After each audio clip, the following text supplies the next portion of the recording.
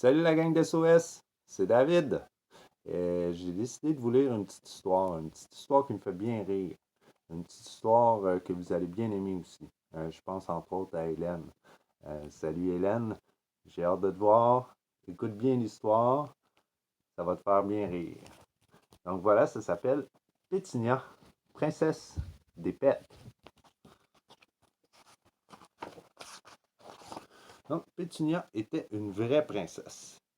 Elle vivait dans un château au sommet d'une montagne, avec ses parents, le roi Paul et la reine Paulette. Si on peut regarder Paulette et Pétunia dans leur grand château.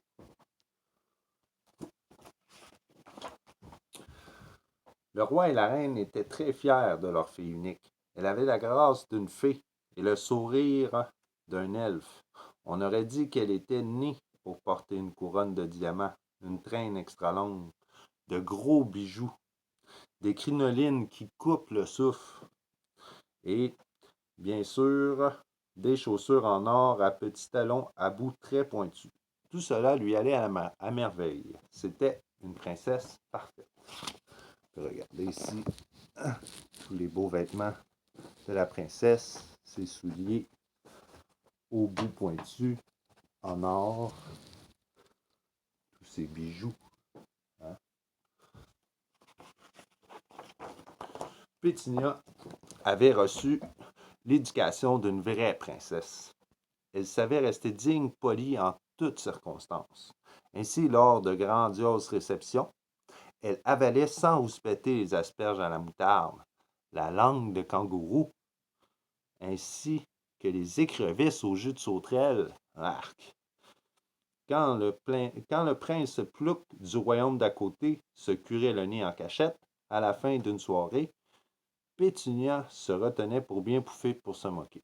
On peut voir ici qu'est-ce qu'il mangeait. Ça n'a pas l'air trop appétissant. Puis on peut voir ici le prince Plouc. Ici, le prince Plouc qui se cure le nez. Hein? Et la princesse Pétinia ici qui se retient pour ne pas trop rire. Et pendant les ennuyeux défilés, Pétinia saluait la foule sans même s'arrêter. Hein? Même si son nez lui gratte. Hein, on peut voir ici, la princesse, elle a une mouche ici. Hein, mais elle ne peut pas arrêter de dire bonjour aux gens pour agir en princesse. Donc ça, on peut voir ici, il y a un petit enfant qui s'amuse et qui jongle. La princesse Pétunia ne cessa d'agir en princesse parfaite jusqu'à un événement vienne ternir son honneur et celui de ses royaux parents. Un soir après le souper, alors que fort heureusement il n'y avait pas d'invité, la princesse Pétunia péta. Oh, la princesse, elle a pété. Regardez. Regardez les parents stupéfaits. Hein? C'était juste un petit pet. Un petit prout de rien du tout. Hein? Mais les parents étaient très embarrassés par leur princesse. Et elle rougit puis elle s'est excusée. Le roi et la reine, fort ébranlés, demandèrent au cuisinier de ne plus jamais servir de foie de poussin. C'était sûrement ce mets qui avait provoqué le petit vent gênant. Mais voici que le lendemain, au souper annuel des chevaliers de Téflon, entre le potage aux coquelicots et la remoulade de zèbre, la princesse Pétunia péta à nouveau. Oh, gros pet!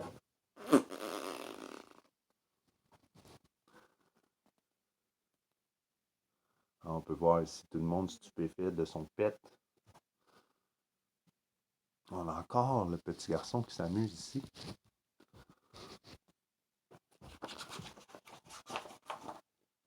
C'était cette fois un pet un peu plus prononcé. Un pet court, on pourrait même dire bref, mais bien sonnant. Un pet qui ne pouvait être ignoré. La princesse rougit de la tête aux pieds. Et le prince Plouc du royaume d'à côté se mit à hurler. Pétunia, Pété! Pétunia, Pété! On peut voir son pet ici, vert. Il doit sentir un peu. Regardez le prince Plouc qui se moque.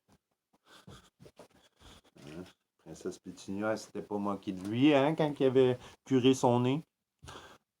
Dans les jours qui suivent, la princesse Pétunia lâcha une quantité hallucinante de pets. Toutes sortes de pets. Des petits pets secs, des longs pets mouillés, d'interminables pétarades, dignes d'un bataillon armé, de brusques vents, effroyablement puants, et d'autres honteusement bruyants. Des pets étouffés, des pets étouffants, des pets en rafale, et d'autres très, très, très surprenants. On peut voir ici toute la semaine, Pétunia se met à faire des pets le lundi, le mardi, des pets en feu. Le mercredi, gros pets. Piou! Tous les jours des pets. Feu d'artifice de pets. Des pets puants le samedi. Bref. Plein de pets. Des pets le jeudi. On peut voir le petit garçon ici encore qui rit. S'amuse. Le roi et la reine étaient fort accablés. Leur princesse, leurs perles, leurs merveilleuses petites choses étaient affligées d'une terrible défectuosité. Jamais, au grand jamais, ils réussiraient à la marier.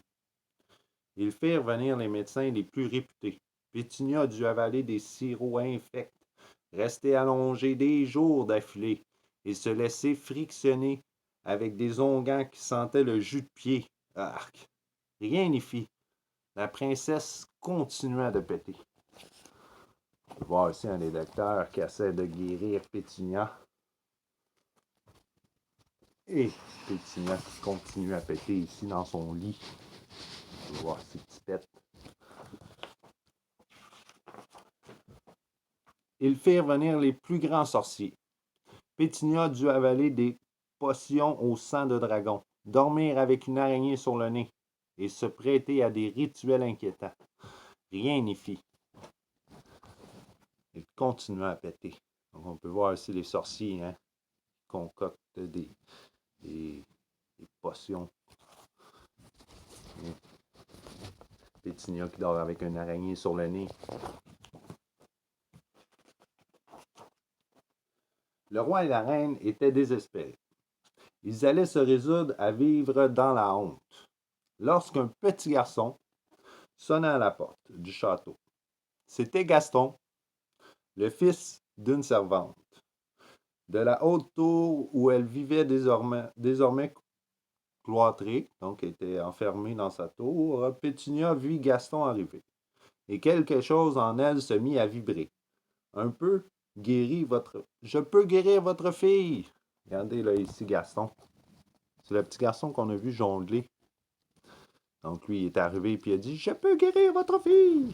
J'ai la réponse! J'ai la réponse! » Le roi et la reine voulurent renvoyer cet impudent paysan. Mais Pétunia supplia à ses parents de le laisser parler. Laissez-le parler, laissez-le parler. Donc, le roi et la reine dirent « Quel est votre diagnostic, jeune homme? » demanda le roi d'une voix bourrue. « C'est tout simple, répondit Gaston. La princesse étouffe. Elle dit qu'elle étouffe. Elle a besoin d'air, de plaisir, de rire, de jeu, de liberté. Donc, Gaston, il disait qu'elle manquait d'air. Il était trop coincé. Pétunia sentit son cœur chavirer. Ses mots coulaient comme une musique à ses oreilles. Air, plaisir, rire, jeu, liberté. Comme tout cela semblait bon. Comme tout cela semblait merveilleux. On peut voir ici Pétunia qui se met à rêver à ce que Gaston lui propose.